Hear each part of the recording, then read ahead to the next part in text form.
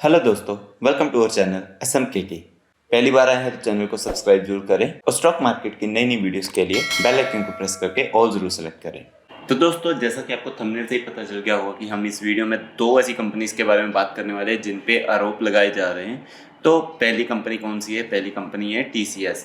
अब TCS पे क्या आरोप लगा है? ये फ्राइडे इवनिंग को लगा था, इसका इम्पैक्ट हमें मंडे देखने को मिलेगा। लेकिन क्या आरोप लगा है ये देख लेते हैं।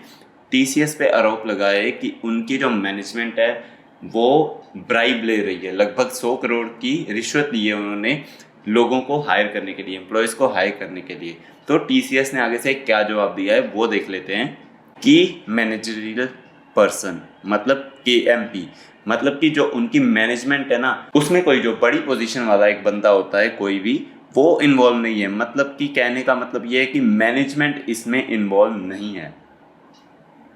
Though the company admitted there indeed has been complaint regarding a scam in the recruitment process of contract resources, तो उन्होंने बोला है कि हाँ, कंप्लेंट ज़रूर मिली है उन्हें कि जो कॉन्ट्रैक्ट रिसोर्सेज होते हैं उनके रिक्रूटमेंट प्रोसेस में कोई स्कैम चल रहा है, लेकिन उनका कोई मैनेजर KMP, कोई मैनेजर लेवल के लोग जो हैं वो इन्वॉल्व नहीं है इसमें। तो इस बात से तो TCS ने इनकार कर दिया।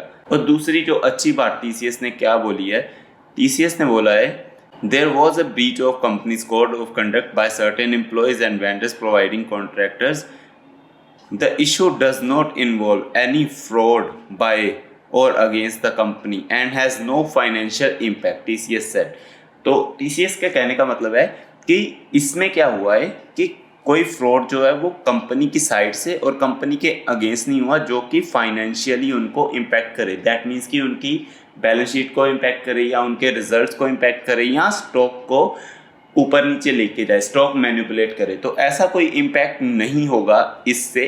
ये एक स्कैम है, लेकिन ये फ्रॉड से, ये स्कैम से ऐसा कोई फाइनेंशियल इम्पैक्ट नहीं होगा कि उनकी बैलेंस शीट जो हिल जाएगी या उनका प्रॉफिट एंड लॉस हिल जाएगा या रिजल्ट्स खराब हो जाएंगे या स्टॉक मैनिपुलेशन किसी ने की हो। तो ऐसा कोई बड़ा स्कैम नहीं है कि TCS के स्टॉक प्राइस पे जो है इसका इम्पैक्ट हो। तो दोस्तों, यही एक उम्मीद है कि शायद TCS हमें थोड़ा बहुत तो गिरता हुआ नज़र आएगा मंडे को, क्योंकि इस पे एक जो स्कैम का आरोप लगाए या ब्राइब का आरोप लगाए, वो जो सेंटिमेंट्स हैं वो थोड़े नेगेटिव हो जाते हैं। तो थोड़ा बहुत तो गिरता हुआ हमें नजर आएगा, लेकिन ऐसी बड़ी गिरावट होने के चांसेस कम ही लग रहे हैं। तो दोस्तों, हम कल के दिन देखते हैं कि TCS कैसा रहता है। और नेक्स्ट हम चल रहे हैं एक और बहुत बड़ी कंपनी की, जिस कंपनी का नाम है अडानी। अडानी एंटरप्राइज फ्राइडे के दिन 7% डाउन था।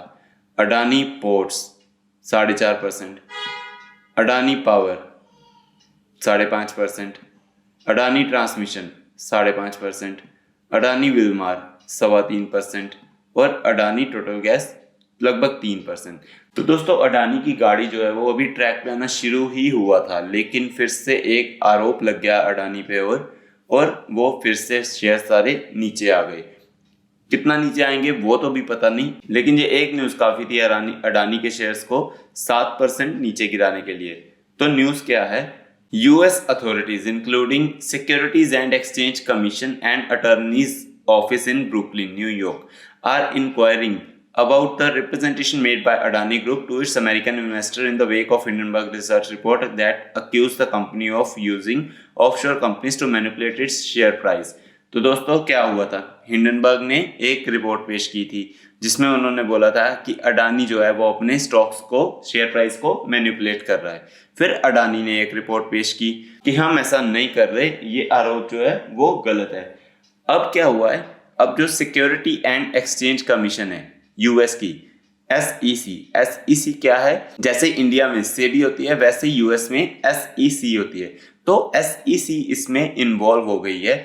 वो इंक्वायरी करेगी जो अडानी ने रिप्रेजेंटेशन बनाई थी उसके ऊपर, क्योंकि काफी सारे अमेरिकन इन्वेस्टर्स भी हैं जिन्होंने अडानी के ग्रुप में इन्वेस्ट किया हुआ है। तो अडानी ने उनको सारी रिप्रेजेंटेशन बना के दी थी कि ऐसी कोई भी गड़बड़ी नहीं है, स्टॉक मैनिपुलेशन नहीं हो रहा। तो अब SEC भी इन्वॉल्व हो गई है और SEC काफी बड़ा नाम है। जब ये इन्वॉल्व हो गई है तो थोड़ा सा डरना तो बनता है। जिसकी वजह से ही अडानी के सारे शेयर्स आज जितने डाउन आते हुए दिखे थे। तो दोस्तों एसईसी अपनी इंक्वायरी करेगी, रिपोर्ट जब आएगी तब की तब देखेंगे, लेकिन ये एक बहुत ही खराब न्यूज़ थी अडानी के लिए। तो इसीलिए अडानी के शेयर्स इतना डाउन चले गए और आगे भी और भी डाउन जा सकते हैं, क्योंकि अभी इसमें कोई क्लैरिफिकेशन आया नहीं है, क्योंकि इसका अभी कोई फाइनल रिजल्ट आया नहीं है। तो हो सकता है अडानी के शेयर्स कल को और भी डाउन जाएं।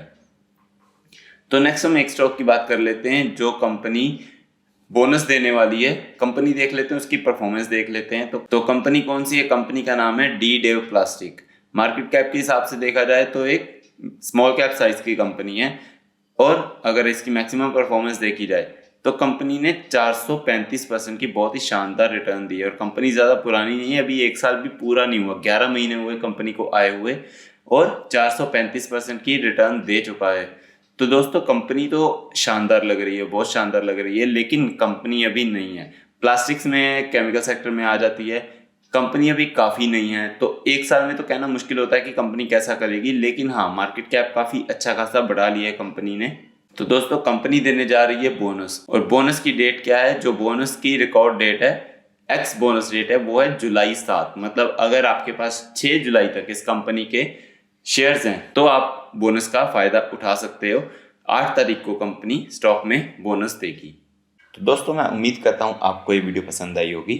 ऐसे ही स्टॉक मार्केट की जेन्युइन वीडियोस के लिए चैनल को सब्सक्राइब करें और बेल आइकन को प्रेस करके ऑल जरूर सेलेक्ट करें।